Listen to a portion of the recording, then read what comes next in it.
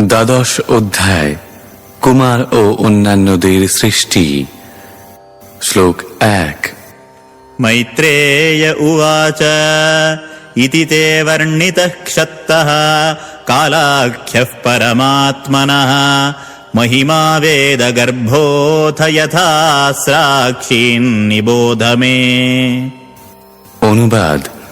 মৈত্রেয় ঋষি বললেন, হে অভিজ্ঞ বিদুর, এতক্ষণ আমি আপনার কাছে পরমেশ্বর ভগবানের কাল নামক রূপের মহিমা বর্ণনা করলাম।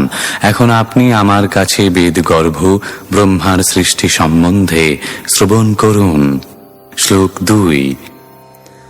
ससर्जाग्रेऽन्धतामिश्रमथतामिश्रमादिकृत् महामोहं च मोहं च तमश्चाज्ञानवृत्तयः। অনুবাদ।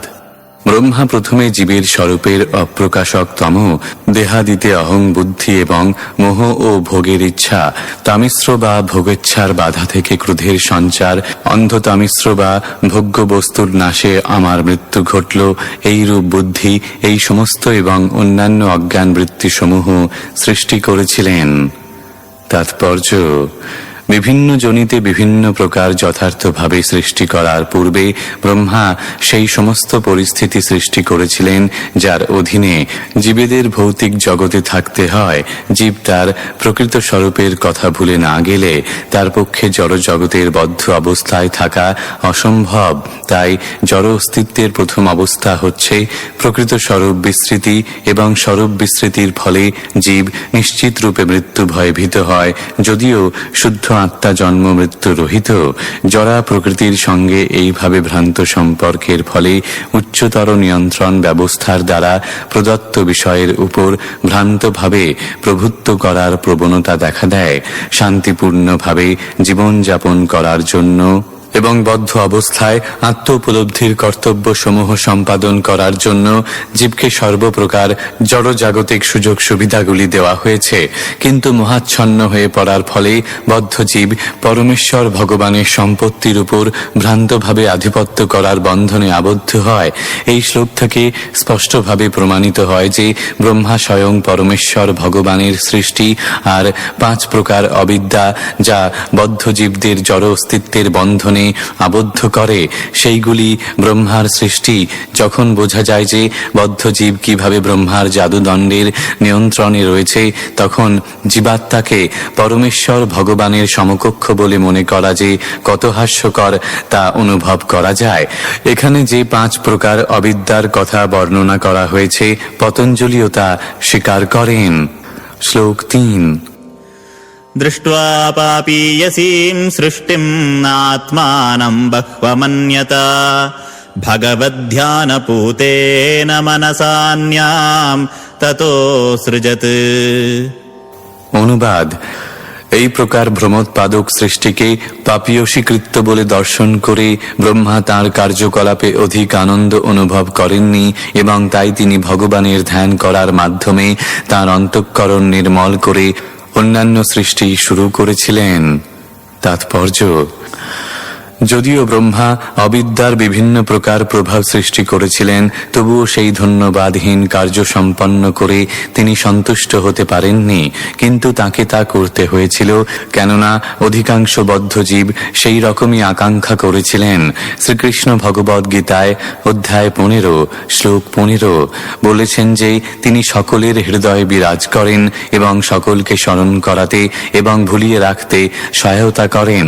এখন প্রশ্ন উঠতে পারে, পরম কৃপাময় ভগবান কেন একজনকে স্মরণ করতে সাহায্য করেন আর অন্যজনকে ভুলিয়ে রাখেন?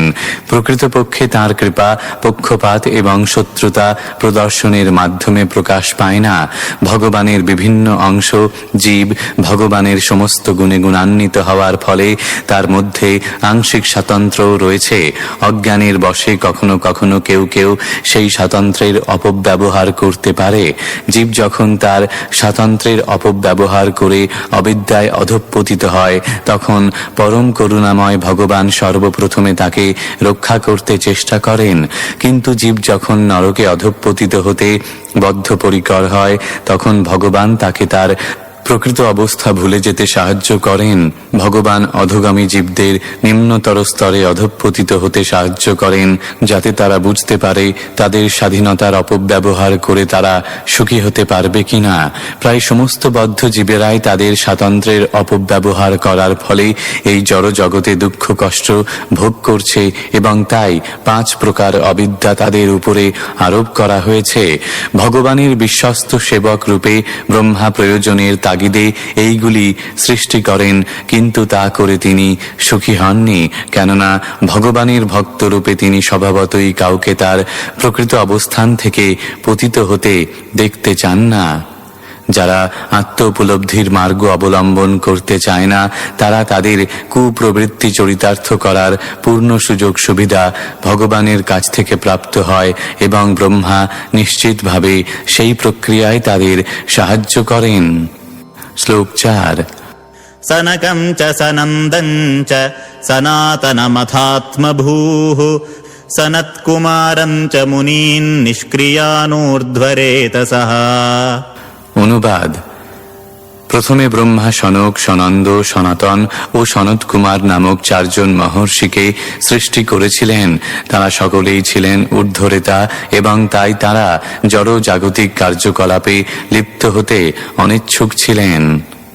তাৎপর্য: ভগবানের ইচ্ছায় অজ্ঞানের দ্বারা আচ্ছন্ন হওয়া যাদের ভাগ্যে ছিল, তাদের জন্য ব্রহ্মা যদিও প্রয়োজনের তাগিদে অবিদ্যার তত্ত্ব সৃষ্টি করেছিলেন, তবুও এই প্রকার অপ্রশংসনীয় কার্য সম্পাদন করে তিনি সন্তুষ্ট হননি। তাই তিনি জ্ঞানের 4টি তত্ত্ব সৃষ্টি করেছিলেন।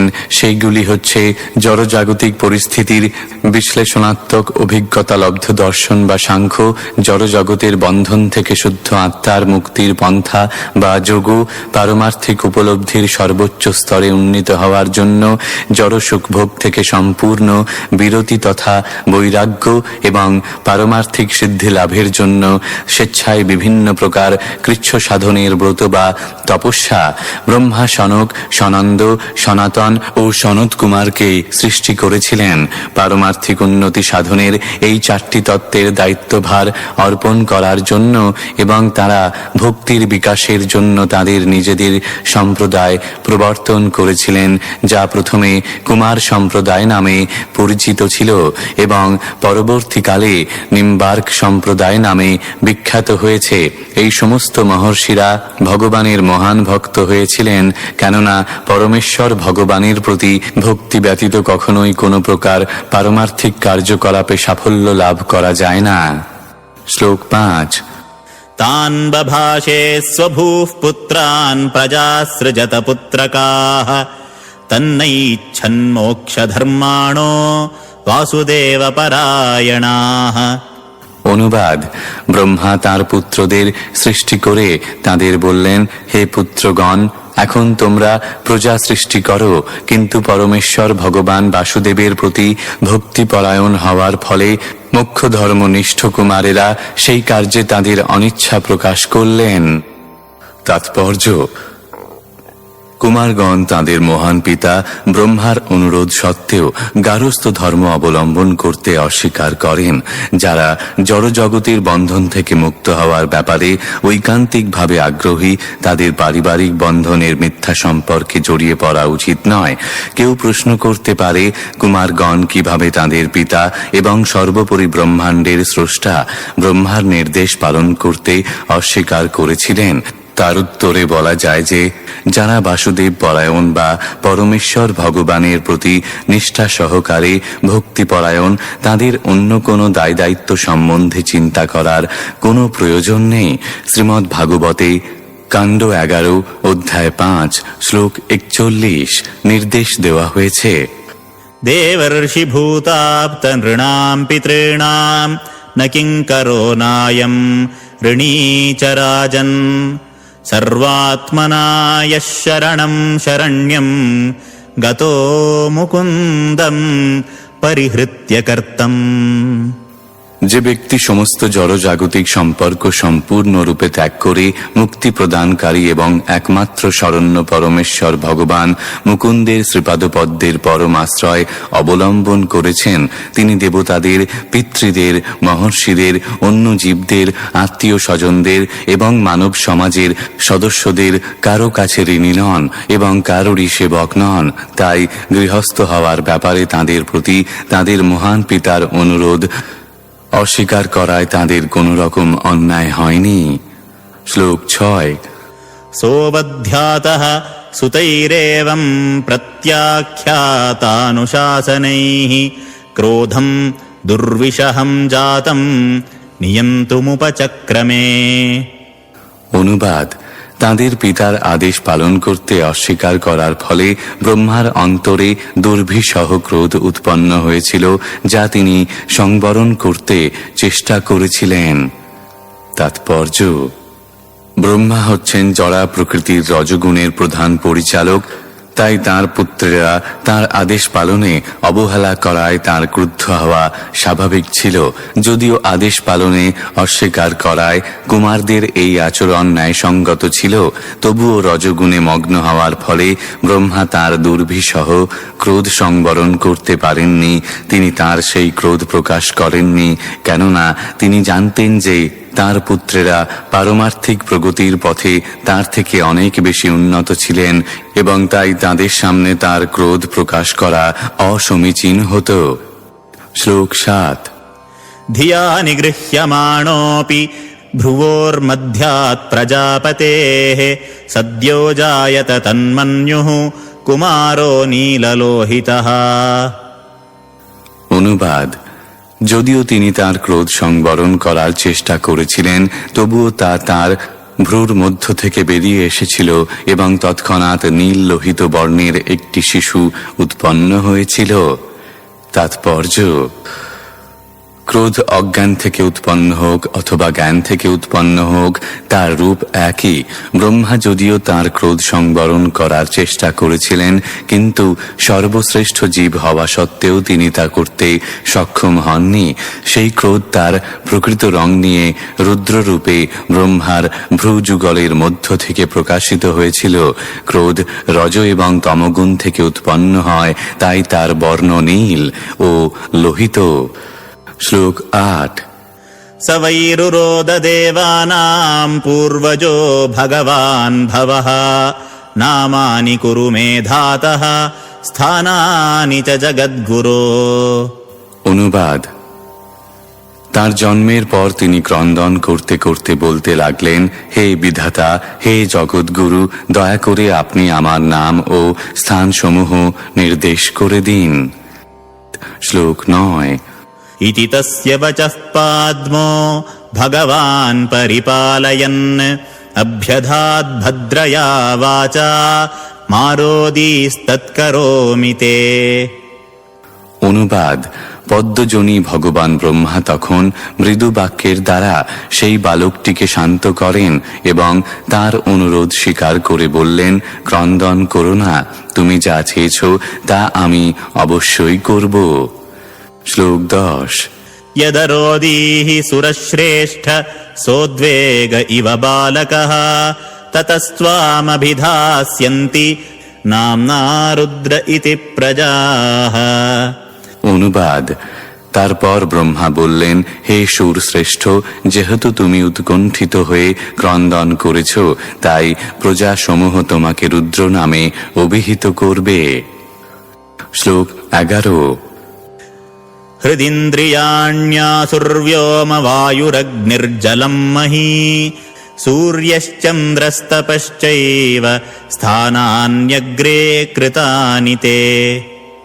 অনুবাদ: হে পুত্র, হৃদয়, ইন্দ্রিয়, প্রাণবায়ু, আকাশ, বায়ু, অগ্নি, জল, পৃথিবী, সূর্য, চন্দ্র ও তপস্যা, এই সমস্ত স্থান আমি পূর্বেই তোমার জন্য নির্ধারিত করে রেখেছি। তাৎপর্য: রজগুণ থেকে উদ্ভূত এবং তমগুণের দ্বারা আংশিকভাবে স্পৃষ্ট ব্রহ্মার ক্রোধের ফলে তার ভ্রুর মধ্য থেকে রুদ্রের এই সৃষ্টি অত্যন্ত তাৎপর্যপূর্ণ। ভগবদ্ গীতায় অধ্যায় 3 শ্লোক 37 রুদ্রের তত্ত্ব বর্ণিত হয়েছে। ক্রোধ কামের পরিণাম, যা হচ্ছে রজগুণের ফল। কাম এবং লোভ যখন অতৃপ্ত হয় তখন ক্রোধের উদয় হয়, যা হচ্ছে বদ্ধ জীবের সবচাইতে বড় শত্রু। এই সব থেকে পাপপূর্ণ এবং অপকারী রজগুণের প্রতিনিধি হচ্ছে অহংকার বা নিজেকে সর্বে সর্বা বলে মনে করার মিথ্যা আত্মকেন্দ্রিক বৃত্তি। সম্পূর্ণরূপে জড়া প্রকৃতি কর্তৃক নিয়ন্ত্রিত বদ্ধ জীবের এই প্রকার আত্মকেন্দ্রিক বৃত্তিকে ভগবদ্গীতায় বিমূঢ়তা বলে বর্ণনা করা হয়েছে। অহংকারের এই বৃত্তি হচ্ছে হৃদয়ে রুদ্রতত্ত্বের প্রকাশ, যার থেকে ক্রোধের উদয় হয়। এই ক্রোধের উদয় হয় হৃদয়ে এবং তা চক্ষু, হস্ত, পদ ইত্যাদি ইন্দ্রিয় সমূহের মাধ্যমে প্রকাশিত হয়। কোনো মানুষ যখন ক্রুদ্ধ হয় তখন সেই ক্রোধ তার আরক্তিম চক্ষুর মাধ্যমে এবং কখনো কখনো হাত মুঠো করার মাধ্যমে ও পদসঞ্চালনের মাধ্যমে প্রকাশ পায়। রুদ্রতত্ত্বের এই প্রদর্শন এই সমস্ত স্থানে রুদ্রের উপস্থিতি প্রমাণ করে। কোনো মানুষ যখন ক্রুদ্ধ হয় তখন সে জোরে জোরে শ্বাস নেয়। এইভাবে প্রাণবায়ুতে অথবা নিঃশ্বাস প্রশ্বাসের ক্রিয়ার মাধ্যমে রুদ্রের উপস্থিতি অনুভব করা যায়। যখন আকাশ ঘন ঘটায় আচ্ছন্ন হয়ে ক্রোধে গর্জন করে এবং যখন প্রবলভাবে বায়ু প্রভাবিত হয় তখন রুদ্রতত্ত্বের প্রকাশ হয়। এবং তেমনি যখন সমুদ্রের জল বায়ুর দ্বারা বিক্ষুব্ধ হয়, তা হচ্ছে রুদ্রের বিষাদাচ্ছন্ন রূপ, যা সাধারণ মানুষের কাছে অত্যন্ত ভয়ানক বলে মনে হয়। যখন অগ্নি প্রজ্বলিত হয় তখন রুদ্রের উপস্থিতি অনুভব করা যায় এবং যখন পৃথিবীতে প্লাবন হয় তখনও আমরা বুঝতে পারি যে সেইটিও রুদ্রের প্রতিনিধি। পৃথিবীতে বহু প্রাণী রয়েছে যা নিরন্তর রুদ্রতত্ত্বের প্রতিনিধিত্ব করে।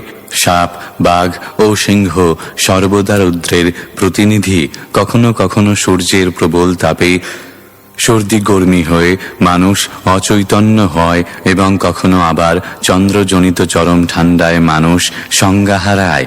তপশ্চর্যার প্রভাবে শক্তিসম্পন্ন বহু ঋষি, যোগী, দার্শনিক ও সন্ন্যাসী রয়েছে যারা রুদ্রতত্ত্বের প্রভাবে ক্রোধ এবং রজগুণ থেকে অর্জিত শক্তি প্রদর্শন করে। মহান যোগী দুর্বাসা রুদ্রতত্ত্বের প্রভাবে মহারাজ অম্বরীশের সঙ্গে কলহ করেছিলেন এবং এক ব্রাহ্মণ বালক মহারাজ পরীক্ষিতকে অভিশাপ দিয়ে রুদ্রতত্ত্ব প্রদর্শন করেছিলেন। ভগবত ভক্তিবিহীন ব্যক্তি যখন রুদ্রতত্ত্ব প্রদর্শন করে তখন সেই ক্রুদ্ধ ব্যক্তি তার উচ্চ পদমর্যাদার শিখর থেকে অধঃপতিত হয়। সেই তত্ত্ব প্রতিপন্ন করে বলা হয়েছে, येऽन्येरविन्दाक्ष विमुक्तमानिनस्त्वय्यस्तभावाद् अविशुद्धबुद्धयः आरुह्य गृच्छेण परं पदं ततः पतन्त्यधो नादृतयुष्मदङ्घ्रयः। পরমেশ্বর ভগবানের সঙ্গে এক হওয়ার মিথ্যা ও অযৌক্তিক দাবি করার ফলে নির্বিশেষবাদীদের যে পতন হয় তা সবচাইতে শোচনীয়। শ্লোক 12। मन्युर्मनुर्महिनसो महाञ्छिवरुतध्वजः उग्ररेता भवः कालो वामदेवो धृतौ रतः। মন্যু, মনু, মহিনস, মহান, শিব, ঋতধ্বজ, উগ্ররেতা, ভব, কালো, বামদেব, ধৃতব্রত এই সবই রুদ্রের নাম। অনুবাদ: ব্রহ্মা বললেন, হে প্রিয় কুমার রুদ্র, তোমার 11টি আরো নাম রয়েছে। সেইগুলি হচ্ছে মন্যু, মনু, মহিনস, মহান, শিব, ঋতধ্বজ, উগ্ররেতা, ভব, কালো, বামদেব ও ধৃতব্রত। শ্লোক 13। दीर्घतिरसलोमा च नियुत्सर्पिरिलाम्बिका इरावती स्वधा दीक्षा रुद्राण्यो रुद्रते स्त्रियः।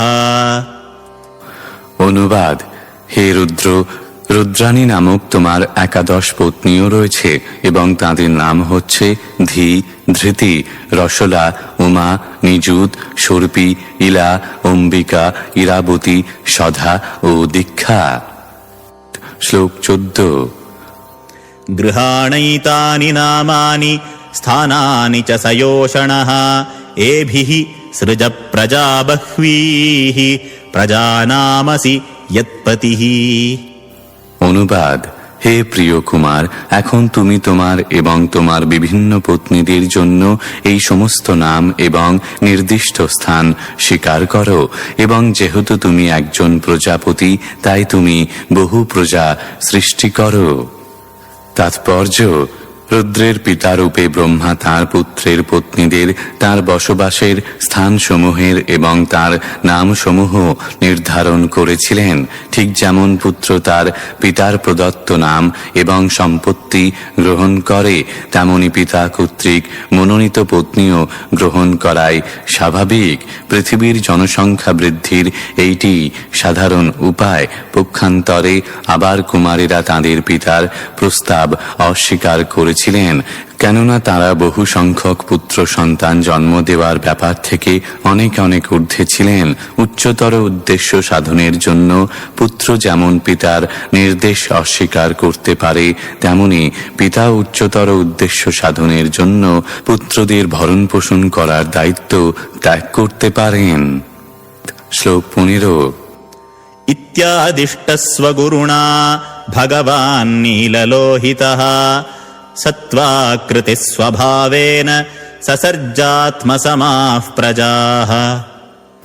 অনুবাদ: সবচাইতে শক্তিশালী রুদ্র, যার দেহের বর্ণ নীল ও লাল রঙের মিশ্রণ, তিনি তাঁরই মতো আকৃতি, শক্তি ও উগ্র স্বভাব সম্পন্ন বহু সন্তান সন্ততি সৃষ্টি করেছিলেন।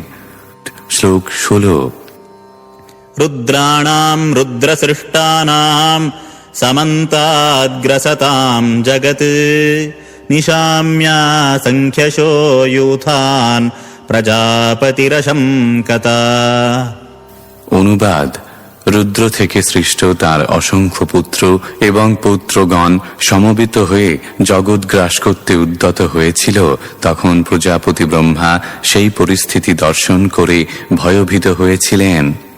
তাৎপর্য: ক্রোধের অবতার রুদ্রের সন্তান সন্ততিরা ব্রহ্মাণ্ডের পালন কার্যের ব্যাপারে এতই ভয়ঙ্কর হয়ে উঠেছিল যে প্রজাপতি ব্রহ্মা পর্যন্ত তাদের ভয়ে ভীত হয়েছিলেন। রুদ্রের তথাকথিত ভক্ত বা অনুগামীরাও ভয়ঙ্কর, এমনকি তারা কখনো কখনো স্বয়ং রুদ্রের পক্ষেও ভয়াবহ হয়। রুদ্রের বংশধরেরা কখনো কখনো রুদ্রের কৃপা লাভ করে রুদ্রকেই হত্যা করার পরিকল্পনা করে, সেইটি হচ্ছে তার ভক্তদের স্বভাব। শ্লোক 17। अलम् प्रजाभिः सृष्टाभिरीदृशीभिः सुरोत्तमा मया सह दहन्तीभिः। অনুবাদ: ব্রহ্মা রুদ্রকে বললেন, হে সুর শ্রেষ্ঠ, এই প্রকার প্রজা সৃষ্টি করার কোনো প্রয়োজন নেই। তারা তাদের চক্ষু নির্গত প্রজ্বলিত অগ্নির দ্বারা দিকসমূহ ধ্বংস করতে শুরু করেছে এবং তারা আমাকে পর্যন্ত আক্রমণ করেছে। শ্লোক 18। तप आतिष्ठ भद्रं ते सर्वभूतसुखावहम् तपसैव यथा पूर्वम् স্রষ্টা বিশ্বমিদম ভবান। অনুবাদ: হে পুত্র, তুমি তপস্যার অনুষ্ঠান করো, যা নিখিল জীবের পক্ষে মঙ্গলকর এবং তা তোমারও সর্বাঙ্গীন কল্যাণ সাধন করবে। তপস্যার প্রভাবেই পূর্বকল্পের মতো তুমি এই বিশ্ব সৃষ্টি করতে পারবে।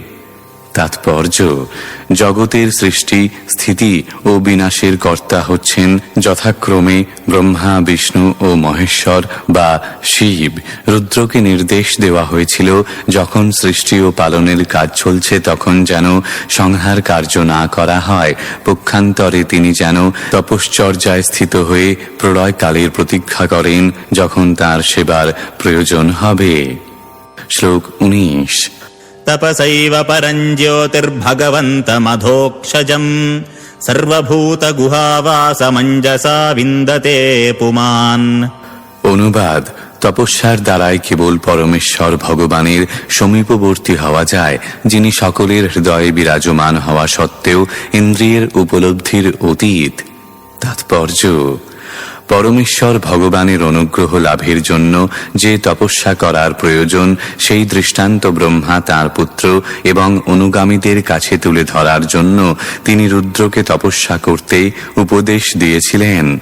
ভগবদ গীতায় বলা হয়েছে যে সাধারণ মানুষেরা শ্রেষ্ঠ ব্যক্তি কর্তৃক প্রদর্শিত পথ অনুসরণ করেন, তাই রুদ্রের সন্তান সন্ততির প্রতি বীতশ্রদ্ধ হয়ে এবং সেই প্রকার অবাঞ্ছিত জনসংখ্যা বৃদ্ধির ফলে তারা তাকে গ্রাস করে ফেলতে পারে, এই ভয়ে ব্রহ্মা রুদ্রকে সেই অবাঞ্ছিত সন্তান সন্ততি উৎপাদন করা বন্ধ করে পরমেশ্বর ভগবানের কৃপা লাভের জন্য তপস্যা করতে উপদেশ দিয়েছিলেন। তাই আমরা ছবিতে দেখতে পাই যে রুদ্র সবসময় ভগবানের কৃপা লাভের জন্য ধ্যানস্থ হয়ে বসে আছেন। পরোক্ষভাবে রুদ্রের পুত্র এবং অনুগামীদের উপদেশ দেওয়া হয়েছে যে যতক্ষণ ব্রহ্মার শান্তিপূর্ণ সৃষ্টি কার্য চলতে থাকে ততক্ষণ তারা যেন রুদ্রতত্ত্বের অনুসরণ করা সংহার কার্য বন্ধ রাখে। শ্লোক 20। मैत्रेय उवाच एवमात्मभुवादिष्टः परिक्रम्य गिरां पतिम् बाढमित्यमुमामन्त्र्य विवेश तपसेवनम्। অনুবাদ: শ্রী মৈত্রেয় বললেন, এইভাবে ব্রহ্মা কর্তৃক আদিষ্ট হয়ে রুদ্র তাঁর বেদপতি ব্রহ্মাকে প্রদক্ষিণ করে তাঁর নির্দেশ অনুসারে তপস্যা করার জন্য বনে প্রবেশ করলেন। শ্লোক 21। अथा विद्यायातः सर्गदश पुत्रः प्रज्ञद्नीरे भगवतीच्छ युक्तस्य लोकासन्त न हेवः। অনুবাদ: পরমেশ্বর ভগবানের শক্তিতে আবিষ্ট ব্রহ্মা প্রজা সৃষ্টির ব্যাপারে চিন্তা করে সন্তান সন্ততি বিস্তার করার জন্য 10টি পুত্র উৎপাদন করেছিলেন। শ্লোক 22। मरीचिरत्यङ्गिरसौ पुलस्त्यः पुलहः क्रतुः भृगुर्वसिष्ठो दक्षश्च दशमस्तत्र नारदः।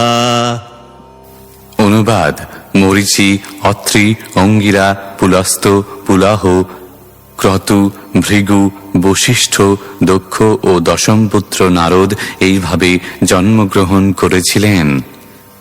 তাৎপর্য: জড়জগতের সৃষ্টি, স্থিতি ও প্রলয়ের প্রক্রিয়া হচ্ছে বদ্ধ জীবেদের তাদের প্রকৃত আলোয় ভগবত ধামে ফিরে যাওয়ার একটি সুযোগ স্বরূপ। ব্রহ্মা তাঁর সৃষ্টি রচনার কার্যে সহায়তা করার জন্য রুদ্রকে সৃষ্টি করেছিলেন, কিন্তু রুদ্র শুরু থেকেই সমগ্র সৃষ্টিকে গ্রাস করতে শুরু করেছিলেন এবং তাই তাকে এই রকম প্রলয়ঙ্কর কার্য থেকে নিরস্ত করতে হয়েছিল। সেই জন্য ব্রহ্মা আর এক শ্রেণীর সৎপুত্র সৃষ্টি করেছিলেন যারা প্রধানত জাগতিক সকাম কর্মের অনুকূল ছিলেন, কিন্তু তিনি ভালোভাবেই জানতেন যে ভগবত ভক্তি ব্যতীত বদ্ধ জীবের মঙ্গলের প্রায় কোনো রকম সম্ভাবনা নেই এবং তাই তিনি সবিশেষে তাঁর সুযোগ্য পুত্র নারদকে সৃষ্টি করেছিলেন, যিনি হচ্ছেন সমস্ত পরমার্থবাদীদের পরম গুরু। ভগবত ভক্তি ব্যতীত কোনো কার্যেই সাফল্য অর্জন করা যায় না, যদিও ভগবত ভক্তির পন্থা সর্বদাই সব রকম জাগতিক বিষয় থেকে স্বতন্ত্র। ভগবানের প্রেমময় সেবাই কেবল জীবনের যথার্থ উদ্দেশ্য সাধন করতে পারে এবং তাই শ্রীমন নারদ মুনি যে সেবা সম্পাদন করেছিলেন তা ব্রহ্মার সমস্ত পুত্রদের মধ্যে সর্বশ্রেষ্ঠ ছিল। শ্লোক 23। उत्सङ्गान्नारदो जज्ञे दक्षोऽङ्गुष्ठात् स्वयम्भुवः प्राणाद्वसिष्ठः सञ्जातो भृगुस्त्वचिकरात् क्रतुः। অনুবাদ: ব্রহ্মার শরীরের সর্বশ্রেষ্ঠ অঙ্গ দিব্য ভাবনা থেকে নারদের জন্ম হয়েছিল, বশিষ্ঠের জন্ম হয়েছিল তার নিঃশ্বাস থেকে, দক্ষ তার বৃদ্ধাঙ্গুষ্ঠী থেকে, ভৃগু তার ক্রতু তার হস্ত থেকে। তাৎপর্য: নারদ ব্রহ্মার শ্রেষ্ঠ চিন্তা থেকে জন্মগ্রহণ করেছিলেন, তাই তিনি যাকে ইচ্ছা করেন তাকেই পরমেশ্বর ভগবানকে দান করতে সমর্থ। বহু বৈদিক জ্ঞান অর্জন অথবা বহু রকমের তপশ্চর্যার দ্বারা পরমেশ্বর ভগবানকে উপলব্ধি করা সম্ভব নয়, কিন্তু নারদ মুনির মতো ভগবানের শুদ্ধ ভক্ত তাদের সৎ ইচ্ছাক্রমে ভগবানকে দান করতে পারেন।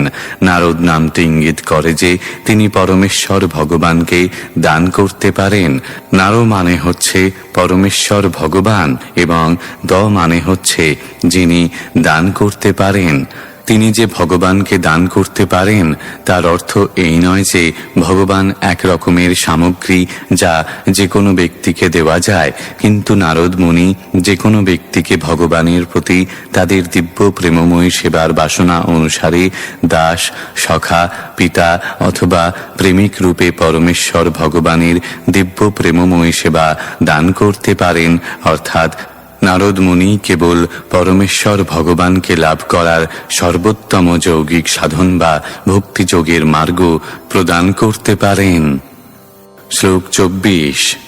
পুলহো নাভিতো যজ্ঞে পুলস্ত্যঃ কর্ণয়োর্ঋষিঃ অঙ্গিরা মুখথো ক্ষোত্রির্মরীচির্মনসোऽভবৎ।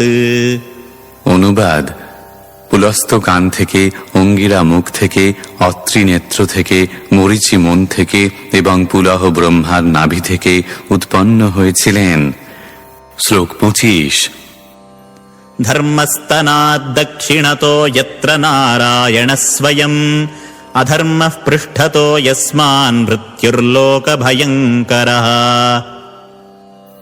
অনুবাদ: ব্রহ্মার যে স্তনে পরমেশ্বর ভগবান নারায়ণ অবস্থান করেন সেখান থেকে ধর্ম উৎপন্ন হয়েছিল এবং অধর্ম তার পৃষ্ঠদেশ থেকে প্রকাশিত হয়েছিল।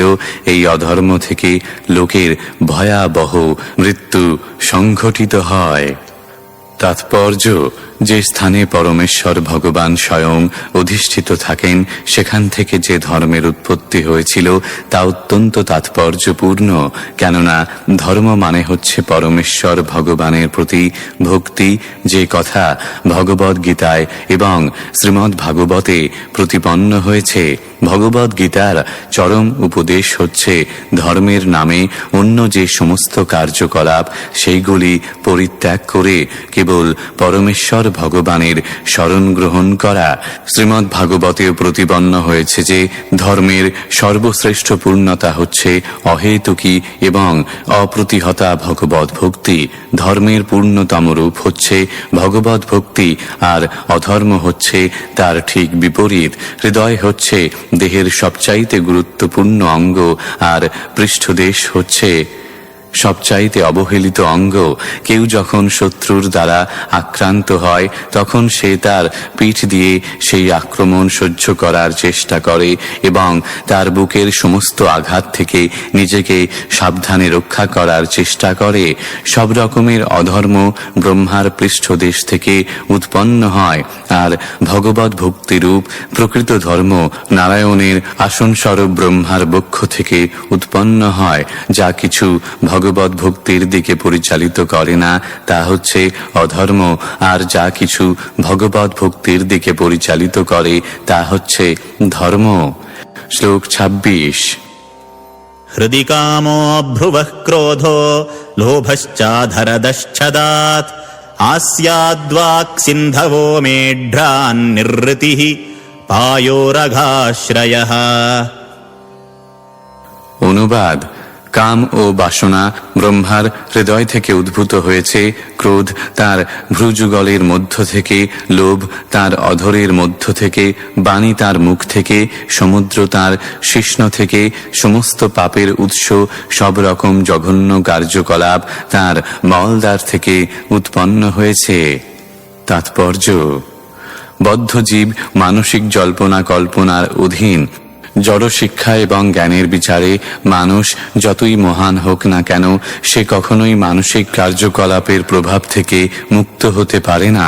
তাই ভগবত ভক্তির স্তরে অধিষ্ঠিত না হওয়া পর্যন্ত কাম এবং নিম্ন স্তরের কার্যকলাপের বাসনা পরিত্যাগ করা অত্যন্ত কঠিন। মানুষের কাম এবং নিম্ন স্তরের বাসনা যখন ব্যর্থ হয়, তখন তার মন থেকে ক্রোধের উদয় হয় এবং তার প্রকাশ হয় ভ্রুযুগলের মধ্য থেকে। তাই সাধারণ মানুষকে উপদেশ দেওয়া হয় ভ্রুযুগলের মধ্যে মনকে একাগ্র করতে, কিন্তু ভগবানের ভক্তেরা ইতিপূর্বেই পরমেশ্বর ভগবানকে তাদের মনের আসনে স্থাপন করার অভ্যাস করেছেন। কামনাহীন হওয়ার সিদ্ধান্ত সমর্থনযোগ্য নয়, কেননা মনকে কখনো কামনা রহিত করা যায় না। যখন উপদেশ দেওয়া হয় যে মানুষকে কামনা বাসনা রহিত হতে হবে, তখন বুঝতে হবে যে পারমার্থিক মূল্যের হানিকারক যা কিছু, সেই সমস্ত বস্তুর কামনা করা উচিত নয়। ভগবত ভক্তের মনে ভগবান সর্বদা রয়েছেন এবং তাই তার কামনা রহিত হওয়ার কোনো প্রয়োজন নেই, কেননা তার সমস্ত কামনাই পরমেশ্বর ভগবানের সেবার সঙ্গে সম্পর্কিত। বাক শক্তিকে বলা হয় সরস্বতী বা বিদ্যার অধিষ্ঠাত্রী দেবী, এবং সরস্বতীর উৎপত্তি স্থল হচ্ছে ব্রহ্মার মুখ। সরস্বতীর কৃপা প্রাপ্ত হলে কোনো ব্যক্তির হৃদয় কামনা বাসনায় পূর্ণ থাকতে পারে এবং তার ভ্রুক্রোধের লক্ষণ প্রকাশ করতে পারে। জড়জাগতিক বিচারে কেউ মহাপণ্ডিত হতে পারেন, কিন্তু তার অর্থ এই নয় যে তিনি কাম এবং ক্রোধের সমস্ত নিম্ন স্তরের কার্যকলাপ থেকে মুক্ত। সদ্গুণাবলী কেবল শুদ্ধ ভক্তের কাছ থেকে আশা করা যায়, যিনি সর্বদাই পরমেশ্বর ভগবানের চিন্তায় মগ্ন বা শ্রদ্ধা সহকারে সমাধিস্থ। শ্লোক 27। छायायाः कर्दमो जज्ञे देवहूत्याः पतिः प्रभुः मनसो देहतश्चेदम् जज्ञे विश्वकृतो जगत्। অনুবাদ: মহিমাময়ী দেবহূতির প্রতি মহর্ষি কর্দম ব্রহ্মার ছায়া থেকে উৎপন্ন হয়েছিলেন। এইভাবে জগতের সমস্ত বস্তু ব্রহ্মার শরীর অথবা মন থেকে উৎপন্ন হয়েছে।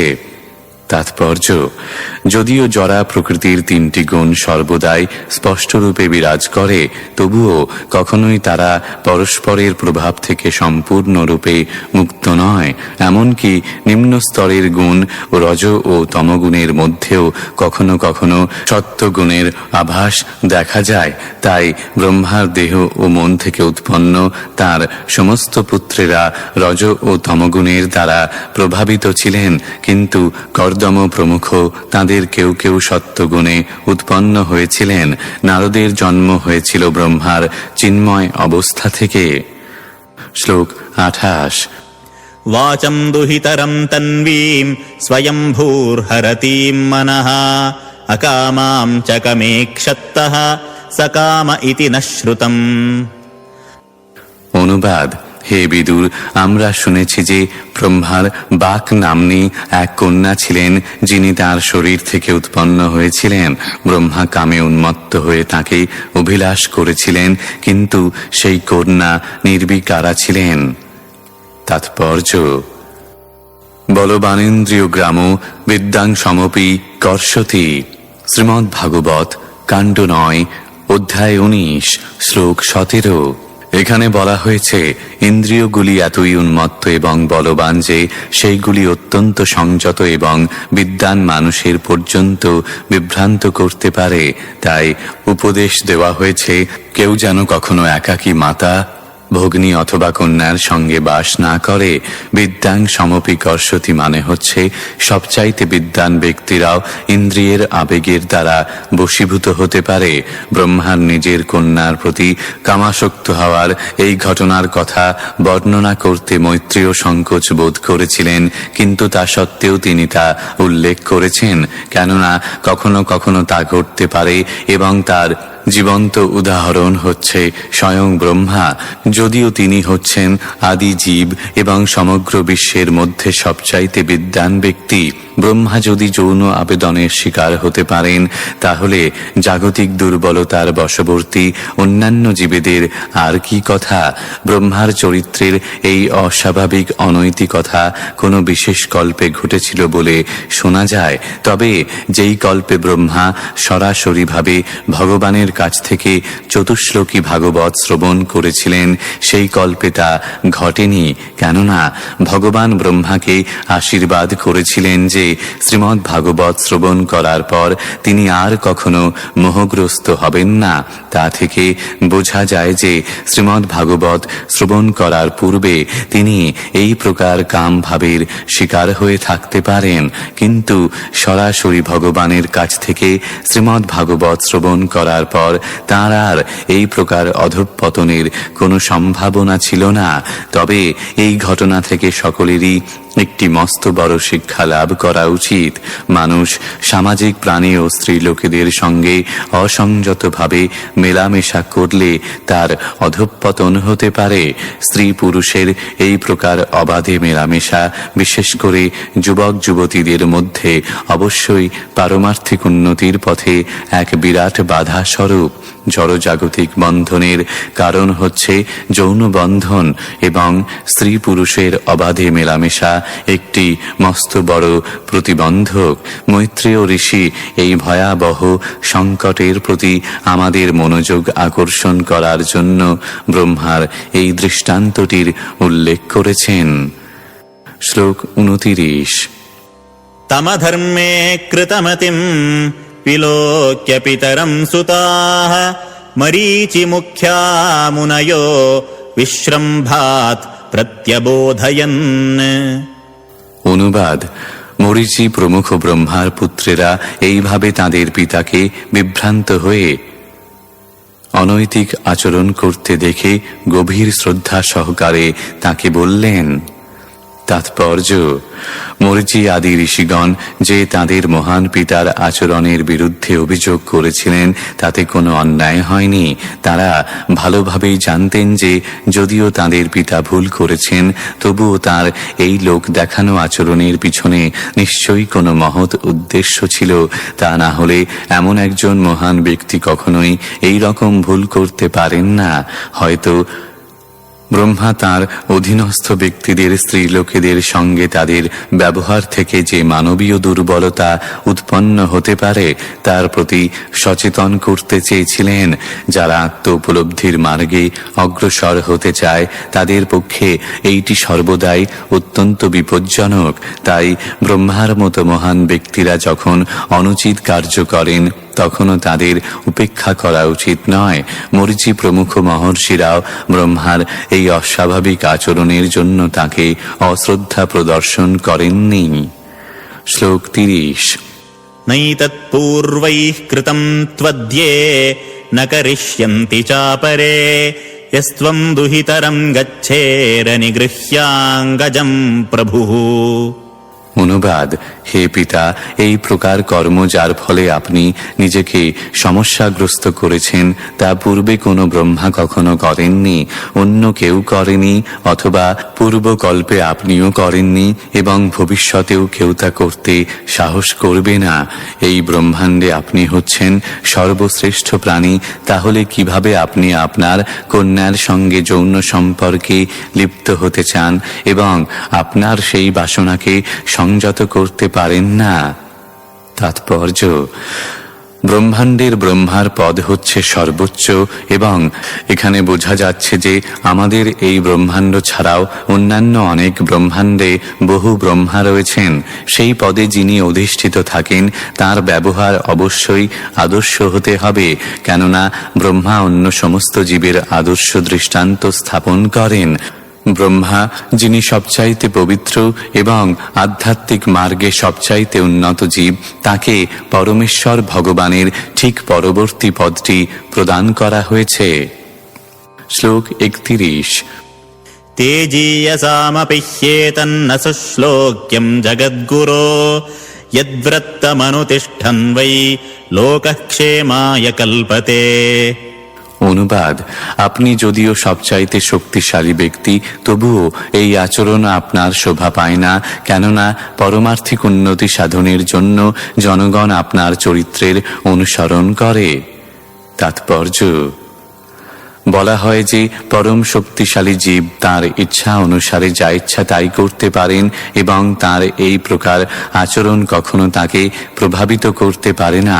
দৃষ্টান্ত স্বরূপ বলা যায় যে ব্রহ্মাণ্ডের সবচাইতে শক্তিশালী অগ্নিময় গ্রহ সূর্য যে কোনো স্থান থেকে জল বাষ্পীভূত করতে পারে এবং তা সত্ত্বেও সে পূর্বেরই মতো শক্তিশালী থাকে। সূর্য নোংরা জায়গা থেকে জল বাষ্পীভূত করতে পারে, কিন্তু তা সত্ত্বেও সেই নোংরা তাকে দূষিত করতে পারে না। তেমনি ব্রহ্মা সর্ব অবস্থাতেই অনিন্দনীয়, কিন্তু তা সত্ত্বেও যেহেতু তিনি হচ্ছেন সমস্ত জীবেদের গুরু, তাই তার আচরণ ও চরিত্র আদর্শ হওয়া উচিত, যাতে তার মহৎ আচরণ অনুসরণ করে মানুষেরা সর্বোচ্চ পারমার্থিক উন্নতি সাধন করতে পারে। তাই তার পক্ষে এই প্রকার আচরণ করা ঠিক হয়নি। শ্লোক 32। তস্मै নমো ভগবতে য় ইদং স্বেন রোচিষা আত্মস্থম ব্যঞ্জয়ামাস সধর্মম পাতুমর্হতি। অনুবাদ: আমরা পরমেশ্বর ভগবানকে আমাদের সশ্রদ্ধ প্রণতি নিবেদন করি, যিনি আত্মস্থ হওয়া সত্ত্বেও তার স্বীয় জ্যোতির দ্বারা এই জগৎ সৃষ্টি করেছেন। সর্বাঙ্গীন কল্যাণের জন্য তিনি যেন দয়া করে ধর্মকে রক্ষা করেন। তাৎপর্য: এখানে প্রতীত হয় ব্রহ্মার যৌন বাসনা এতই প্রবল ছিল যে মরীচি প্রমুখ তার মহান পুত্রদের আবেদন সত্ত্বেও তাকে তার সেই সংকল্প থেকে বিরত করা যায়নি। তাই তার মহান পুত্রেরা ব্রহ্মাকে সদ্বুদ্ধি প্রদান করার জন্য পরমেশ্বর ভগবানের কাছে প্রার্থনা করতে শুরু করেছিলেন। পরমেশ্বর ভগবানের কৃপার প্রভাবেই কেবল জড়জাগতিক কামনা বাসনার প্রলোভন থেকে রক্ষা পাওয়া যায়। ভগবানের যে সমস্ত ভক্ত সর্বদাই তাঁর দিব্য প্রেমময় সেবায় যুক্ত, ভগবান তাদের রক্ষা করেন এবং তাঁর অহেতুকী কৃপার প্রভাবে ভগবান তাঁর ভক্তদের আকস্মিক অধঃপতন ক্ষমা করেন। তাই মরীচি আদি ঋষিরা ভগবানের কৃপা প্রার্থনা করেছিলেন এবং তাদের এই প্রার্থনা সফল হয়েছিল। শ্লোক 33।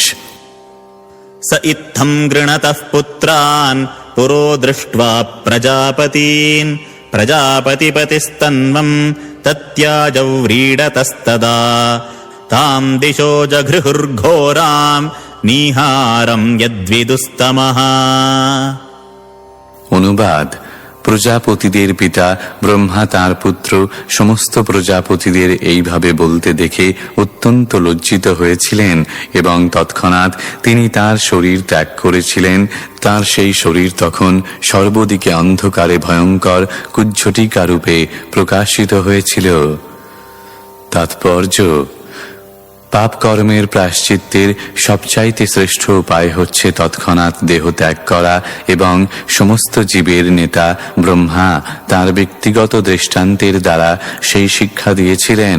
ব্রহ্মার আয়ু অপরিসীম, কিন্তু তিনি তার গর্হিত পাপের জন্য তার শরীর ত্যাগ করতে বাধ্য হয়েছিলেন।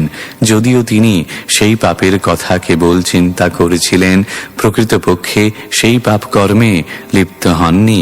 অনিয়ন্ত্রিত যৌন জীবনে লিপ্ত হওয়া যে কতখানি অপরাধজনক তা এই দৃষ্টান্তটির মাধ্যমে জীবেদের শিক্ষা দেওয়া হয়েছে।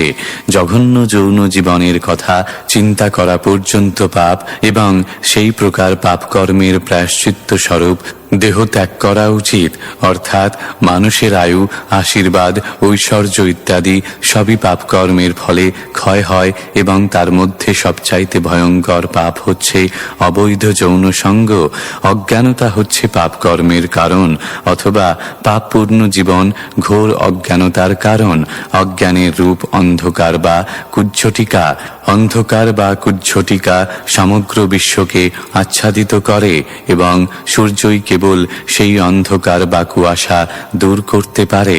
যে ব্যক্তি নিত্য আলোকময় পরমেশ্বর ভগবানের আশ্রয় গ্রহণ করেন, তার কুজ্ঝটিকার অন্ধকার বা অজ্ঞানের দ্বারা বিনষ্ট হওয়ার কোনো ভয় থাকে না। শ্লোক 34। कदाचिध्यायतः स्रष्टुर्वेदा आसंश्चतुर्मुखात् कथं स्रक्ष्याम्यहं लोकान् समवेतान्यथा पुरा। অনুবাদ: কোনো এক সময় যখন ব্রহ্মা চিন্তা করছিলেন কিভাবে তিনি বিগত কল্পের মতো বিশ্ব সৃষ্টি করবেন, তখন তার চার মুখ থেকে বিবিধ জ্ঞান সমন্বিত চতুর্বেদ প্রকাশিত হয়েছিল। তাৎপর্য: অগ্নি যেমন কলুষিত না হয়ে সবকিছু ভক্ষণ করতে পারে, তেমনি ভগবানের কৃপায় ব্রহ্মার মহত্বরূপী অগ্নি স্বীয় কন্যা গমনের পাপ বাসনাকে ভস্মীভূত করেছিল। বেদ সমস্ত জ্ঞানের উৎস, এবং যখন ব্রহ্মা জড় জগতের পুনঃসৃষ্টি করার কথা ভাবছিলেন, তখন তা প্রথমে পরমেশ্বর ভগবানের কৃপায় ব্রহ্মার কাছে প্রকাশিত হয়েছিল।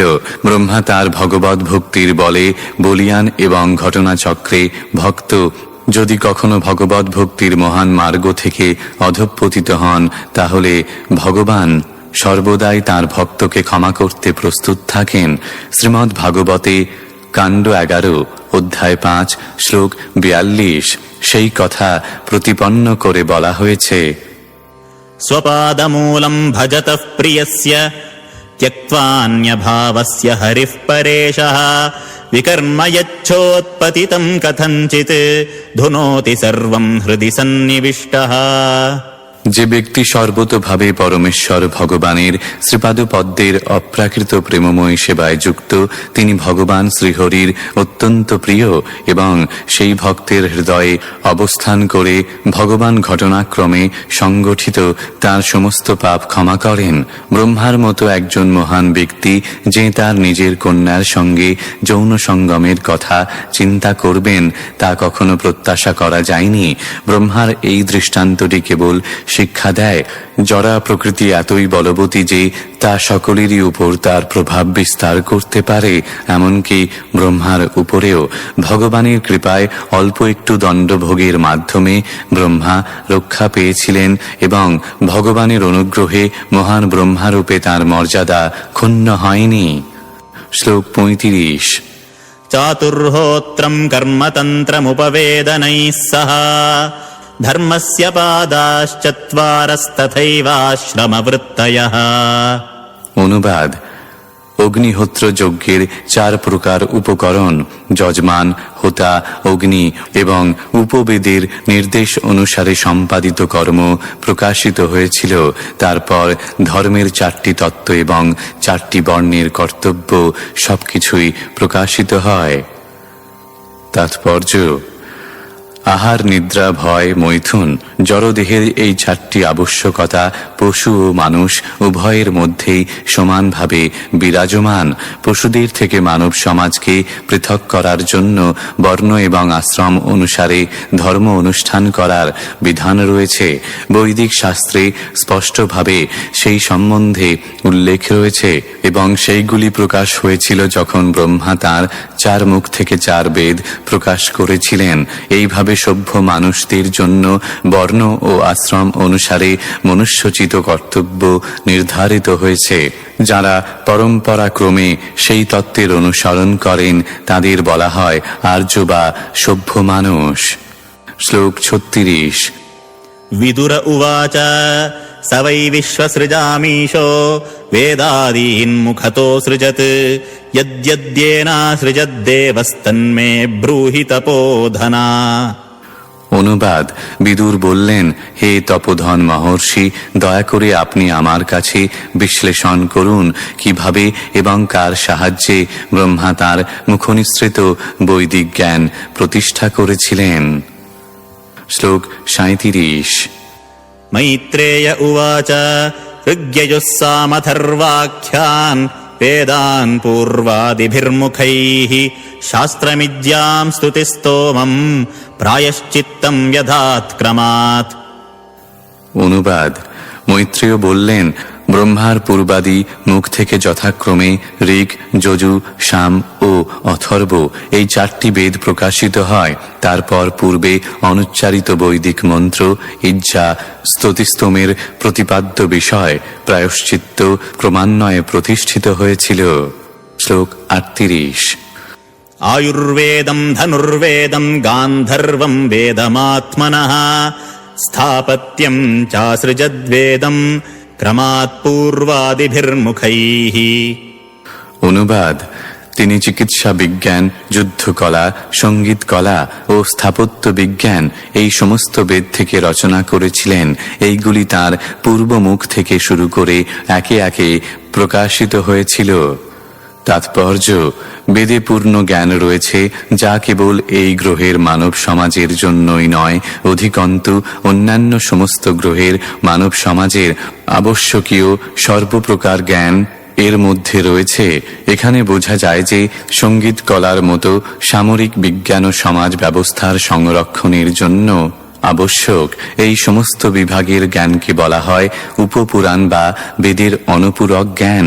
পারমার্থিক জ্ঞান হচ্ছে বেদের মুখ্য বিষয়, কিন্তু মানুষের পারমার্থিক জ্ঞানের অন্বেষণে সহায়তা করার জন্য উল্লিখিত বৈদিক জ্ঞানের আনুষঙ্গিক শাখাসমূহের বিস্তার হয়। শ্লোক 39। इतिहासपुराणानि पञ्चमं वेदमीश्वरः सर्वेभ्य एव वक्त्रेभ्यः ससृजे सर्वदर्शनः। অনুবাদ: যেহেতু তিনি সমগ্র অতীত, বর্তমান ও ভবিষ্যৎ দর্শন করতে পারেন, তাই তিনি তখন তার সমস্ত মুখ থেকে পঞ্চম বেদ, পুরাণ ও ইতিহাস সৃষ্টি করেছিলেন। তাৎপর্য: এই পৃথিবীর বিশেষ দেশের ও জাতির ইতিহাস রয়েছে, কিন্তু পুরাণ সমূহ হচ্ছে সমগ্র ব্রহ্মাণ্ডের ইতিহাস। তাও আবার কেবল এই কল্পেরই নয়, অন্যান্য বহু কল্পের। ব্রহ্মার এই সমস্ত ঐতিহাসিক তত্ত্ব জানা আছে এবং তাই সমস্ত পুরাণগুলি হচ্ছে ইতিহাস। মূলত ব্রহ্মার রচনা বলে সেইগুলিও বেদের অঙ্গ এবং তাদের বলা হয় পঞ্চম বেদ। শ্লোক 40। षोडशयुक्तौ पूर्ववक्त्रात् पुरीशग्निष्टुतावथ आप्तोर्यामात्रिरात्रौ च वाजपेयं स गोवसम्। অনুবাদ: বিভিন্ন प्रकारे যজ্ঞ ব্রহ্মার পূর্ব মুখ থেকে প্রকাশিত হয়েছে। শ্লোক 41। विद्यादानं तपःसत्यं धर्मस्येति पदानि च आश्रमांश्च यथा संख्यमसृजत् सह वृत्तिभिः। অনুবাদ: বিদ্যা, দান, তপশ্চর্যা ও সত্য এইগুলিকে ধর্মের 4টি পা বলা হয় এবং সেইগুলি জানবার জন্য জীবনের 4টি আশ্রম এবং বৃত্তি অনুসারে 4টি বর্ণ বিভাগ রয়েছে। ধারাবাহিক ক্রম অনুসারে ব্রহ্মা সেইগুলি সৃষ্টি করেছেন।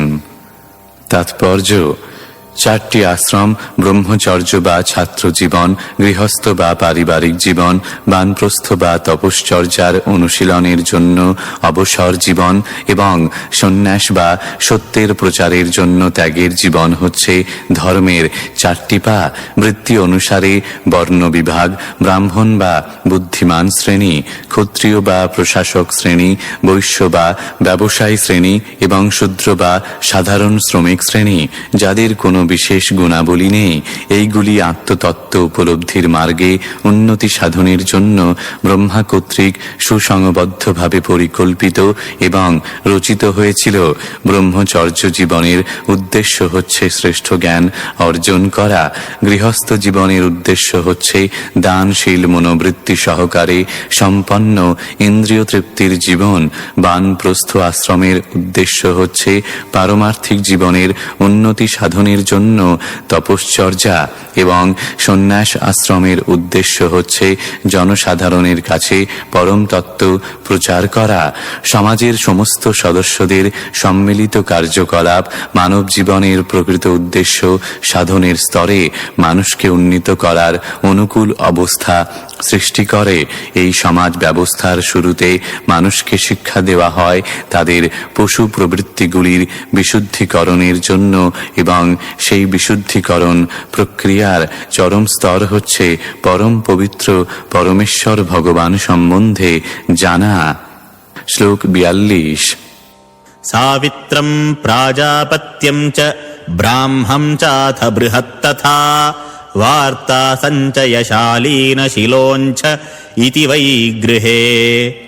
অনুবাদ: তারপর সাবিত্র বা দ্বিজদের উপনয়ন সংস্কার, প্রজাপত্য বা বর্ষব্যাপী ব্রত অবলম্বন, ব্রাহ্ম বা বেদ গ্রহণ, বৃহৎ ব্রত বা আমরণ নৈষ্ঠিক ব্রহ্মচর্য, বার্তা বা বৈদিক নির্দেশ অনুসারে জীবিকা নির্বাহ, সঞ্চয় বা যাজনাদি বৃত্তি, শালীন বা অযাচিত বৃত্তি এবং শিলঞ্চ বা পরিত্যক্ত শস্য সংগ্রহের দ্বারা জীবিকা নির্বাহ, এই সমস্ত গৃহের কর্তব্যসমূহ ব্রহ্মা সৃষ্টি করলেন।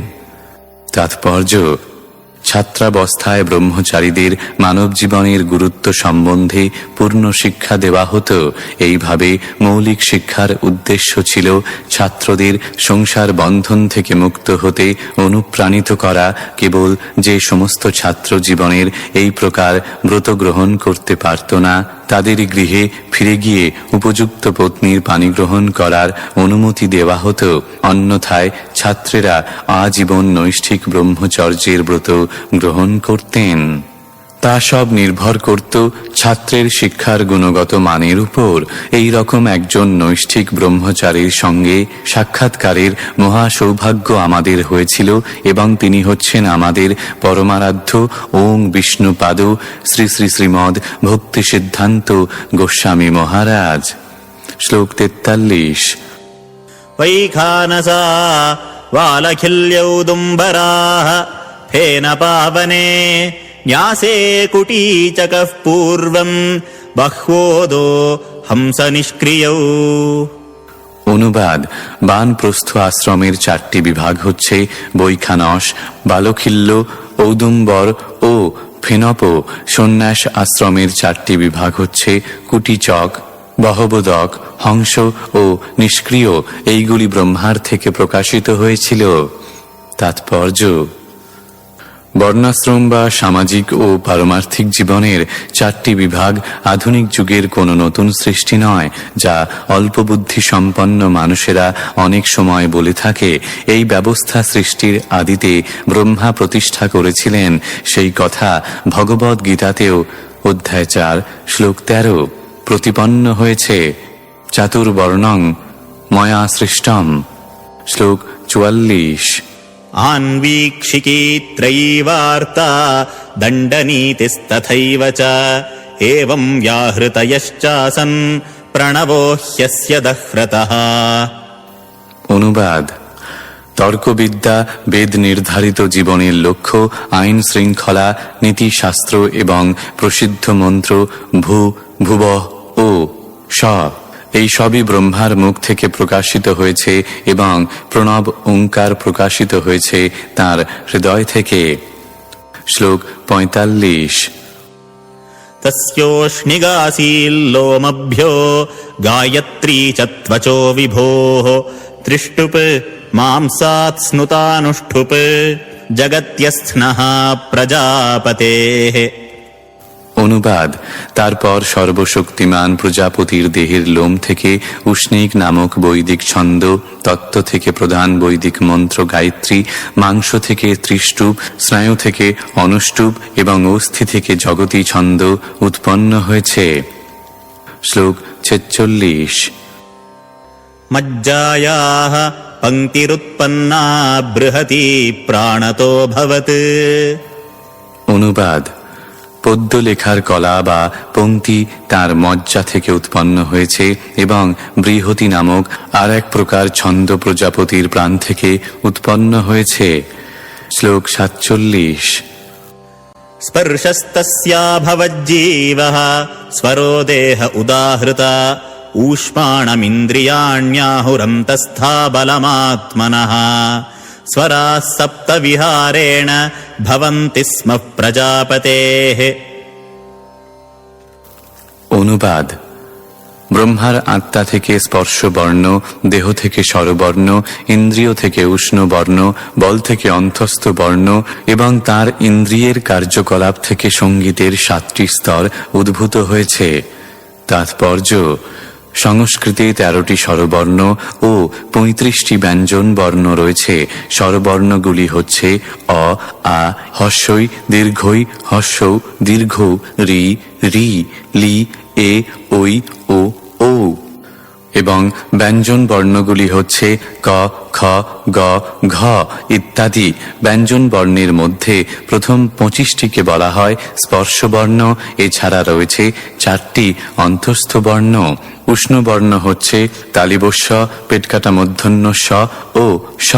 সঙ্গীতের স্বর হচ্ছে সা, রে, গা, মা, পা, ধা ও নি। এই সমস্ত শব্দ তরঙ্গকে মূলত শব্দ ব্রহ্ম বা চিন্ময় শব্দ বলা হয়। তাই বলা হয় যে শব্দ ব্রহ্মের অবতার রূপে ব্রহ্মার সৃষ্টি মহাকল্পে হয়েছিল। বেদ হচ্ছে চিন্ময় শব্দ এবং তাই বৈদিক সাহিত্যের কোন রকম জড়জাগতিক বিশ্লেষণের আবশ্যকতা নেই। বেদের উচ্চারণ করতে হবে যথাযথভাবে, যদিও তা আমাদের পরিচিত জড় অক্ষরের মাধ্যমে সাংকেতিকভাবে প্রকাশিত হয়েছে। চরমে জড় বলে কিছু নেই, কেননা সবকিছুরই উৎস হচ্ছে চিৎজগৎ। তাই প্রকৃতপক্ষে জড় জগৎকে সঠিক অর্থেই মাইক বলা হয়।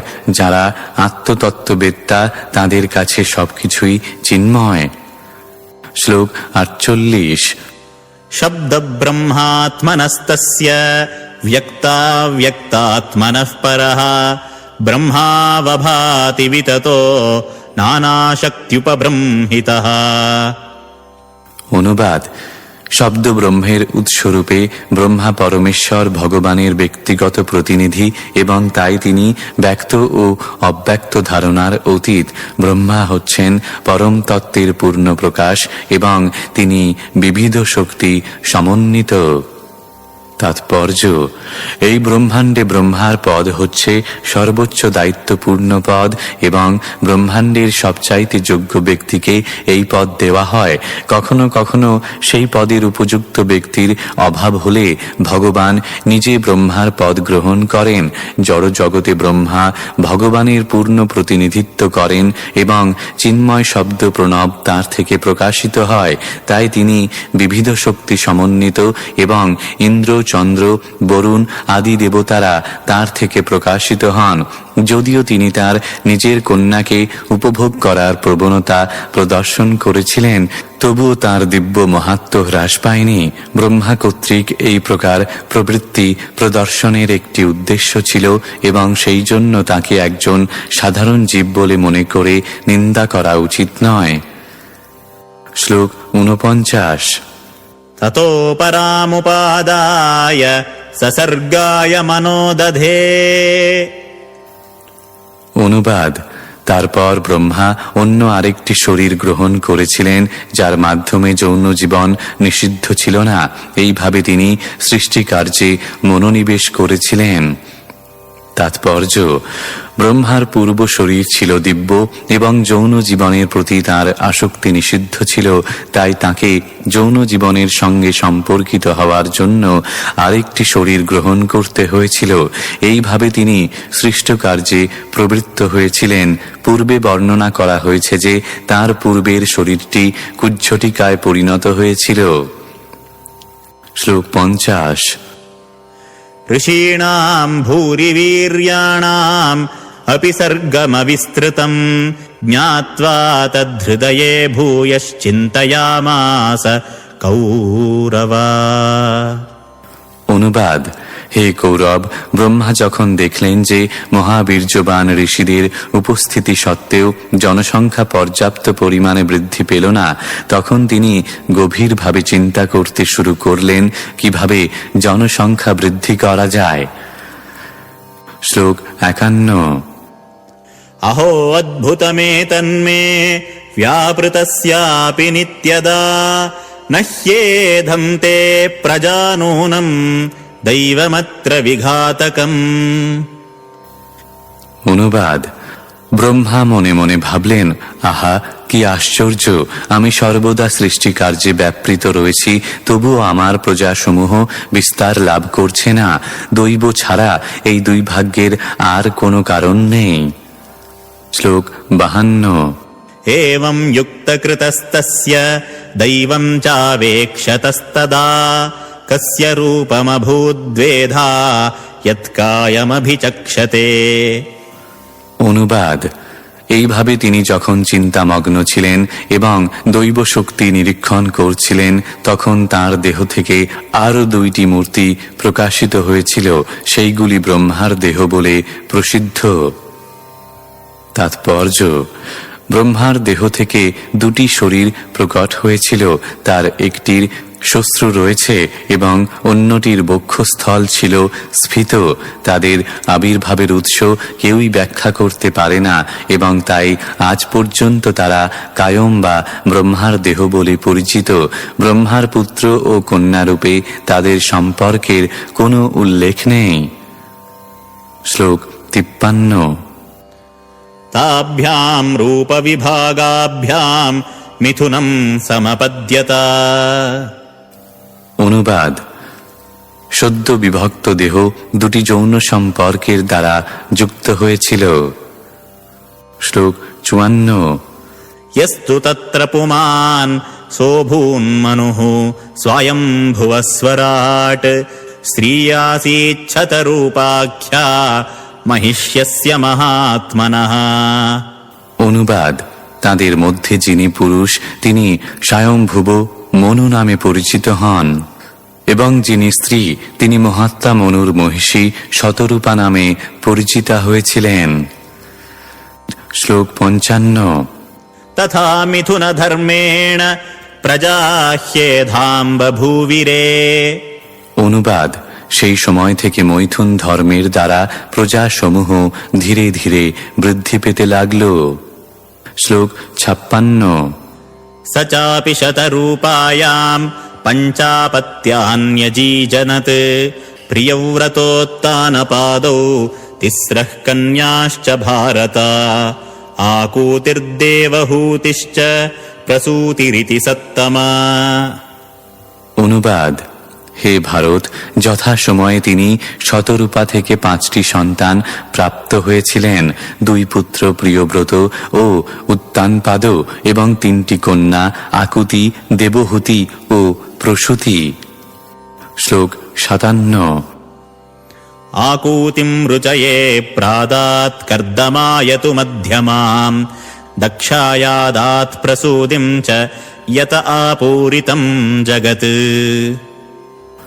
অনুবাদ: পিতা মনু তাঁর প্রথম কন্যা আকুতিকে রুচি নামক ঋষিকে দান করেন, মধ্যমা কন্যা দেবহূতিকে কর্দম নামক ঋষিকে দান করেন এবং কনিষ্ঠা কন্যা প্রসূতিকে দক্ষের নিকট দান করেন। তাদের থেকে সমগ্র জগৎ জনসংখ্যায় পূর্ণ হয়েছে। তাৎপর্য: বিশ্বের প্রজা সৃষ্টির ইতিহাস এখানে দেওয়া হয়েছে। ব্রহ্মা হচ্ছেন এই ব্রহ্মাণ্ডের আদি জীব, যার থেকে স্বয়ংভুব মনু ও তার স্ত্রী শতরূপার উৎপত্তি হয়। মনু থেকে 2 পুত্র ও 3 কন্যার জন্ম হয় এবং তাদের থেকে বিভিন্ন লোকে আজ পর্যন্ত জনসংখ্যা প্রাদুর্ভূত হচ্ছে। তাই ব্রহ্মা হচ্ছেন সকলের পিতামহ এবং পরমেশ্বর ভগবান ব্রহ্মার পিতা হওয়ার ফলে সমস্ত জীবের প্রপিতামহ নামে পরিচিত। ভগবদ গীতায় অধ্যায় 11 শ্লোক 39 তা প্রতিপন্ন করে বলা হয়েছে। वायुर्यमोऽग्निर्वरुणः शशाङ्कः प्रजापतिस्त्वं प्रपितामहश्च नमो नमस्तेऽस्तु सहस्रकृत्वः पुनश्च भूयोऽपि नमो नमस्ते। আপনি বায়ু, ধর্মরাজ, অগ্নি, বরুণ আদি সকলের প্রভু, আপনি চন্দ্র এবং আপনি হচ্ছেন প্রপিতামহ। তাই আমি বারবার আপনাকে আমার সশ্রদ্ধ প্রণতি নিবেদন করি। ইতি শ্রীমদ্ ভাগবতের 3য় স্কন্ধের কুমার ও অন্যান্যদের সৃষ্টি নামক 12 অধ্যায়ের ভক্তি বেদান্ত তাৎপর্য।